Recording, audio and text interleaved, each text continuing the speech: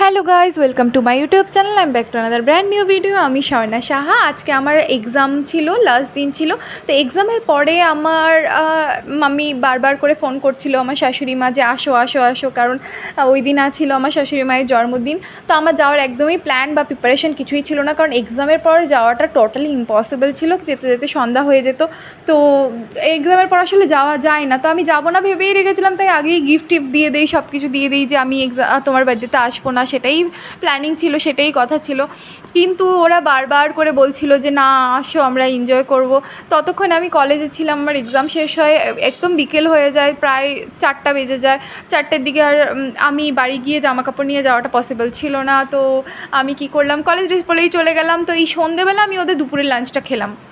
তো দুপুরের ওদের লাঞ্চে ছিল ফ্রাইড রাইস, মটন কষা, মিষ্টি, পায়েস, চাটনি, এইসব ছিল। এটা আমি সন্ধেবেলা যেয়ে খাই। আমি একদম যেতে যেতে সন্ধে 6টা 6:30 বেজে যায়। তো আমি যে ওদের ওই লাঞ্চের খাবারটা খাই। তারপর সন্ধেবেলা আমার মাম্মির জন্মদিনটা আমরা সেলিব্রেট করি। বার্থডে কেক, এটা দেখে নয় অনেক সুন্দর বার্থডে কেকটা আমরা চয়েস করে এনেছিলাম। আর এই ফ্লাওয়ার বুকেটা আমি দিয়েছি, এইটা অনেক সুন্দর দেখতে, জিপসিগুলো আর ফ্লাওয়ারটা, রেড রোজটা দিয়ে বুকেটা খুবই সুন্দর লাগছিলো। আমরা খুবই এনজয় করি। এনজয় করার পর আমরা কেক কাটিংয়ের পর কেক খাই, কোল্ড ড্রিঙ্কস খাই, খেয়ে আমরা এনজয় করি। আর রাতে আমরা আবার মুভি দেখেছিলাম পপকর্ন খেয়ে। সেই ভিডিওটা নেওয়া হয়নি।